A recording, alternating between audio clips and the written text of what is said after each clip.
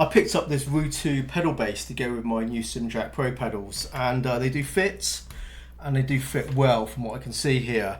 I can have a wide or narrow position of the pedals, and it's looking good so far, so I'm happy with that. So that's a good start. It's the reason I bought this. Just so you can see as well, these are my old Hussenfeld Pro pedals, and although they're not as generous with the mounting holes here compared to the Simracing Pros, I can find an alignment where they do fit, but I do need to move the heel plates a bit forward, which is okay since the heel plate is adjustable.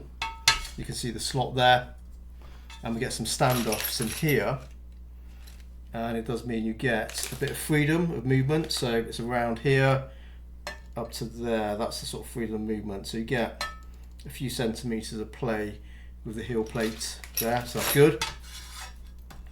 And it just raises it by that amount there, which is fine. So let's get this out of the way, take a closer look at this. So both the heel plate and the main plate is 3mm stainless steel. The finish of it is not that nice. It is the sort of raw material. It hasn't been polished, it hasn't been sandblasted, and you can just see the material there. You can see a scratch on there. It's not deep or anything like that, but you can see it on there. Also, not really keen on the logo, which has been etched all the way through. It's been cut all the way through there, so you can see on both sides. So just so you know as well, that's the mounting, obviously, slots for mounting on some 8020. And they're nice and generous. That's good. That's a good sign. I like that, because it means it's going to be easy to mount it. It's not going to be a hassle, which is always good when you're dealing with this sort of stuff. So let's get a width on this. Measurements are 39 centimeters, just under that. Just over about 30.5 centimeters there to there.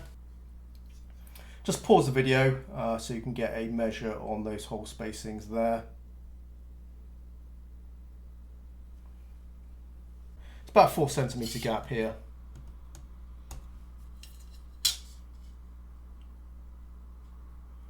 And that's just under 3 centimeters here.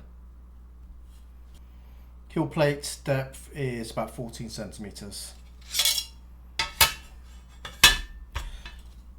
The standoffs are raising the heel plate by 4 centimeters. These Simracing Pro pedals are very tall, and it was definitely necessary to have a heel riser, particularly to get some purchase on the brake pedal. Now I would say maybe the heel plate is raised a little bit higher than I need. I think I'll be okay, but we'll see when we get this mounted to the sim rig in a moment. But it would have been nice to get standoffs of a couple of sizes, maybe this height and maybe half height, because I think I'll probably use the half height ones, but I think I'll be okay, but something to bear in mind. I do have some other observations I want to share with you, so I do need to take these pedals off for the moment.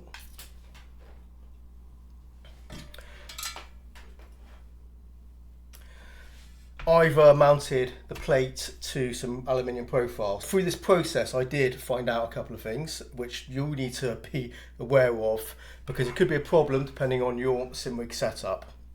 Now I'm using 30-30 aluminium profile here, which I normally wouldn't. I'd be mounting it to 40-40. However, there is an issue with a collision between the standoffs there, and if I was going to use 40-40.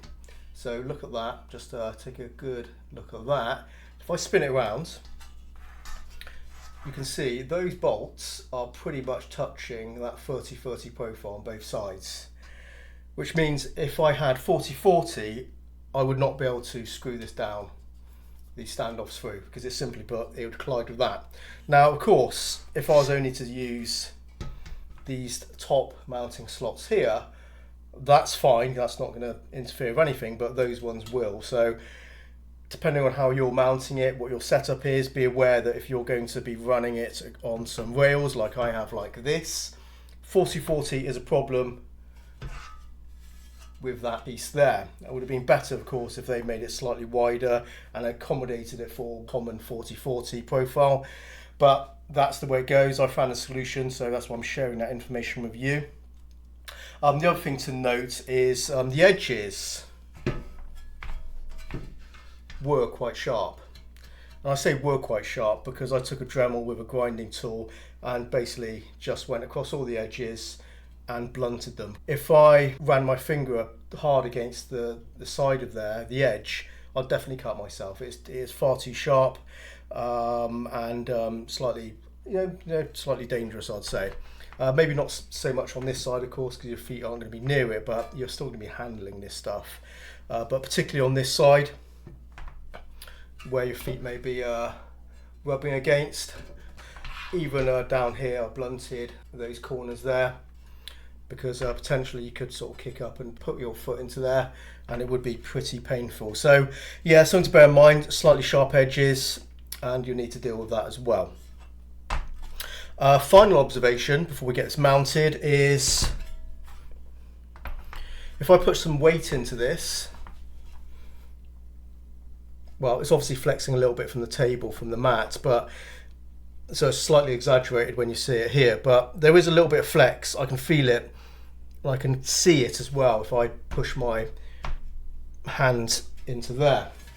Now what I'm hoping is when we get these pedals mounted and screwed on, they effectively act as extra bracing, and that will diminish or kind of remove the issue of flex with this base piece here. I would have liked it to be 4mm rather than 3mm, so potentially we'll have to wait and see. It could be a problem, but when we get this mounted, I'm going to get a camera on the back and we'll have a look at this and see if there's any issues there, and we'll see how that goes.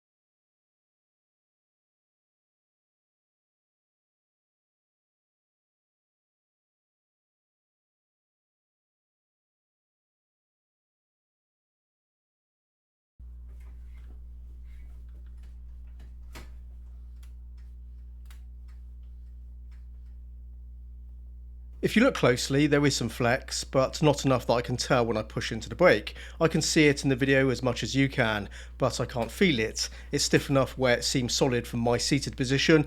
It looks worse on camera than the reality in use. That said, I would have liked a 4mm fixed steel plate rather than the 3mm that we get. I could introduce a cross brace with another length of 30-30 profile sitting under the plates for added support. I don't have a spare piece for that, so I'm just going to run it as it is, and it seems fine, so I am satisfied the pedal base provides sufficient support. The raised heel plate that I initially questioned that the standoffs might be too high, that's not the case now that I've had a chance to try out the pedals. The Simjack Pro pedals are tall, so the raised heel deck is needed, at least for my UK size 8 feet. The distance between the pedals can be adjusted a little, enough to make a difference, so that's useful. I move the clutch to the left, far away from the brake, and close the gap between the brake and the throttle for easier heel and toe gear changes. I do wish that large brand's logo wasn't cut into the heel deck. I'm not keen on that aesthetic, and having to resort to 30-30 profile due to the position of the mounting holes adds extra unnecessary complexity. It should have been designed around working with 40-40 profile. That's what most aluminium sim rigs are built from. And it was lucky I had two pieces of spare 30-30 on hand for the job, otherwise I would have had to order these, and I only know by the virtue of hindsight that 30-30 profile is the solution. And if I didn't have those extra pieces of material to work with, I'm not sure if I would have worked it out so quickly. And don't forget, those sharp edges also need to be addressed, and of course some flex that I've already described. So some things to be aware of, otherwise the final outcome is the Ru2 pedal plate supports my pedals well enough and the pedals are perfectly spaced out and positioned correctly in front of my feet. So despite some negatives there, the end result is actually quite good, to be fair, essentially fulfilling the job I need it to do. and it's not especially expensive. So for now I'm going to run with this setup with my Simjack Pro pedals, but I would suggest you research some other options too before opting for the Ru2 pedal plates. It gets the job done in the end, but not without some negatives of course.